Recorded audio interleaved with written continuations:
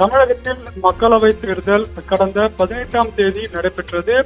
வேலூர் தொகுதியை தவிர்த்து 38 தொகுதிகளில் தேர்தலானது நடத்தப்பட்டது. இந்த நிலையில்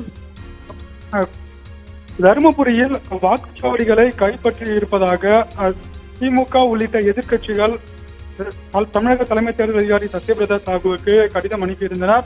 அதே போல பல இடங்களில் இந்த வாக்குப்பதிவு இயந்திரங்கள் கோளாறு காரணமாக வாக்குப்பதிவும் சரியாக நடைபெறவில்லை என்ற ஒரு குற்றச்சாட்டும் நடைபெற்று இருந்தது.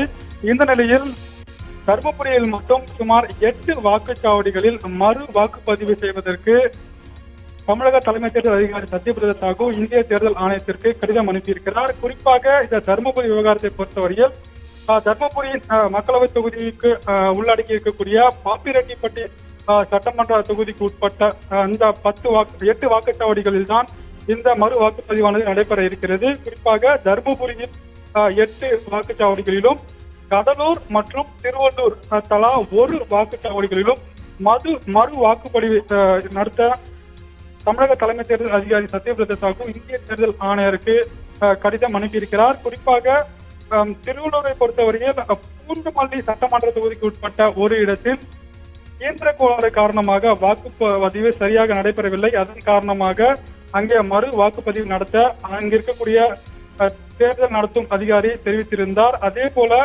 கடலூர் மாவட்டம் அந்த கடலூர் தொகுதிக்கு உட்பட்ட பன்ருட்டி சட்டமன்ற தொகுதியில் இருக்கக்கூடிய ஒரு வாக்குச்சாவடியில் இயந்திர கோளாறு காரணமாக வாக்குப்பதிவானது சரியாக நடைபெறவில்லை என்று அந்த தொகுதியில் இருக்கக்கூடிய தேர்தல் நடத்தும் அலுவலர் தெரிவித்திருந்தார்.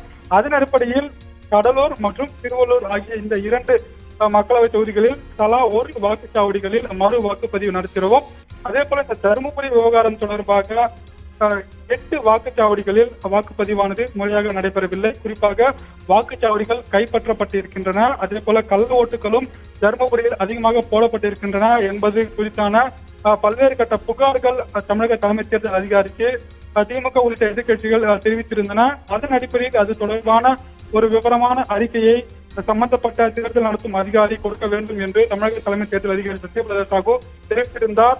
அவர் கேட்டிருந்ததன் அடிப்படையில் அங்கே மறு வாக்குப்பதிவு நடத்துவதற்கான சாத்தியக்கூறுகள் இருப்பதாகவும், அதாவது இந்த கள்ள ஓட்டுகள் போடப்பட்டிருப்பதாக சில தகவல்கள் உறுதியாகி இருப்பதாகவும், வாக்குச்சாவடிகள் கைப்பற்றி இருப்பதற்கான சாத்தியக்கூறுகள் இருப்பதாகவும் இவர்களுக்கு கிடைத்த அறிக்கையின் அடிப்படையில் இந்த நகர்வை தமிழக தலைமை தேர்தல் அதிகாரி சத்யபிரதா சாகு மேற்கொண்டிருக்கிறார். தருமபுரியில் 8 வாக்குச்சாவடிகளிலும், திருவள்ளூர் மற்றும் கடலூர் மக்களவை தொகுதிகளில் தலா 1 இடமும் என மொத்தமாக 10 வாக்குச்சாவடிகளில் மறு வாக்குப்பதிவை நடத்த சத்யபிரதா சாகு இந்த தேர்தல் ஆணையத்திற்கு ஒரு கடிதம் ஒன்றை அனுப்பியிருக்கிறார். அந்த கடிதத்தின் அடிப்படையில் இந்திய தேர்தல் ஆணையம் அது தொடர்பான நடவடிக்கைகளை மேற்கொள்ளும்.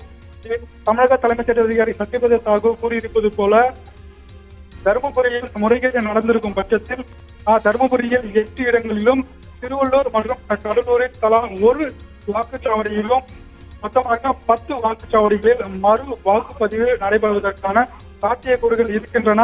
இந்த முடிவும் கூட இந்திய தேர்தல் ஆணையம்தான் முடிவு எடுக்கும். பத்மநாபன், உண்மை செய்திகளை உங்கள் கண்முன் கொண்டு வரும் காவிரி நியூஸின் யூடியூப் சேனலை சப்ஸ்கிரைப் செய்யுங்கள். நொடிக்கு நொடி நாட்டு நடப்புகளை தெரிந்து கொள்ள kaverinews.tv, Facebook, Instagram, Twitter போன்ற சமூக வலைதள பக்கங்களோடு எப்போதும் இணைந்திருங்கள்.